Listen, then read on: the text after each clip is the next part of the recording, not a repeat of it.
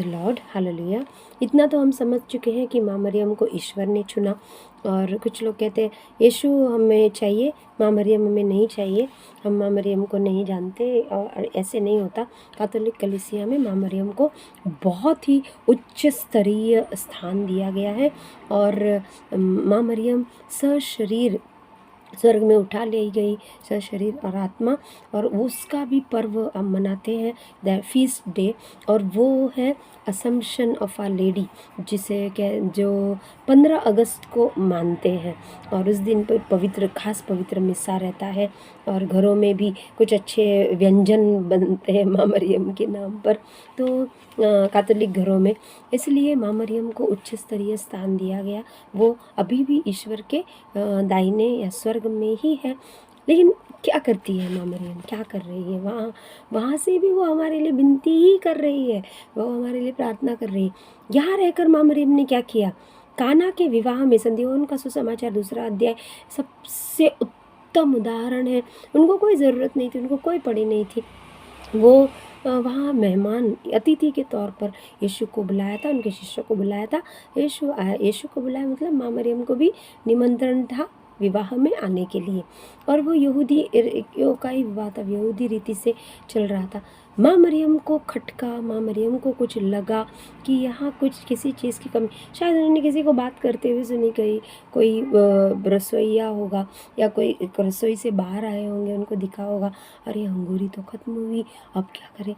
माँ मरियम का ध्यान तुरंत उसके पास गया। माँ मरियम खुद स्वयं अंदर गई, उन्होंने देखा और यीशु को आकर बताया। यीशु को भी पता चलता था क्योंकि यीशु तो स्वयं ईश्वर है, सर्वज्ञानी ईश्वर है, उनको कुछ बोलने बताने की ज़रूरत नहीं। किंतु माँ मरियम ने पहल की और वे बता रही है कि मैं केवल एक सहायनी हूँ, मैं सहायक हूँ, मैं यहाँ मदद कर रही हूँ इस तुम्हारे, और तुम्हें ईश्वर तक ले जा रही हूँ। हालेलुया, ईश्वर तक ले जा रही हूँ। यीशु ईश्वर है, माँ मरियम हमें ईश्वर तक ले जाती है। हालेलुया। माँ मरियम का स्थान ईश्वर का स्थान नहीं है। माँ मरियम को दिया गया स्थान एक उनका ही माँ का दर्जा उनको है। माँ मरियम को का हम आत्म सम्मान देते, माँ मरियम को हम प्रणाम करते हैं, लेकिन ईश्वर के जैसा प्रणाम नहीं करते।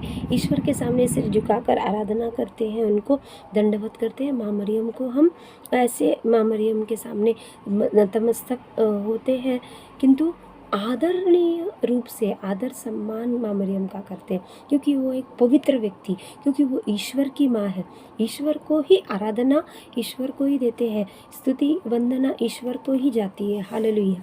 माँ मरियम को हम उनका जो उनका हक है, उनको सम्मान देना है, वो हम देते हैं, जो कैथोलिक कलीसिया में उच्च स्थान उनको दिया गया है। संतों से भी ऊपर का स्थान उनका है। Hallelujah, hallelujah.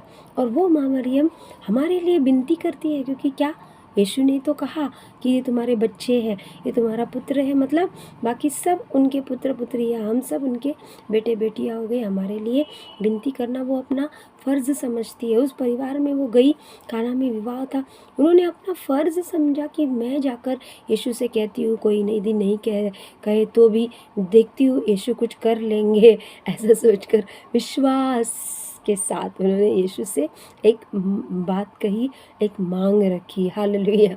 उस परिवार को बचाने के लिए, हालेलुया, उस परिवार की आंखें खोलने के लिए कि तुम्हारे बीच ईश्वर है, या तुम्हें ईश्वर का ज्ञान ज्ञात कराने चाहती थी वो, ईश्वर यहाँ है।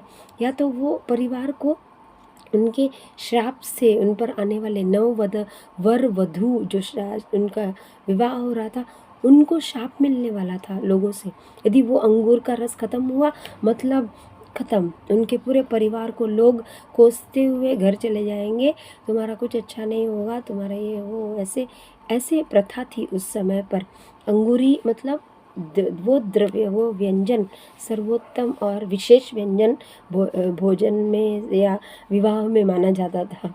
विवाह में भोजन का एक बहुत ही विशेष पदार्थ है अंगूरी, अंगूर का रस, शुद्ध अंगूर से बना। वो ही नहीं है, तब सारे जो ड्रम खाली थे वहाँ पर, मटके खाली थे, तो यीशु ने सिर्फ माँ मरियम से ये भी कहा, माँ तुम्हें क्या पड़ी है? यीशु बताना चाहते हैं कि मेरी माँ को कितनी चिंता है उस परिवार की। हालेलुया।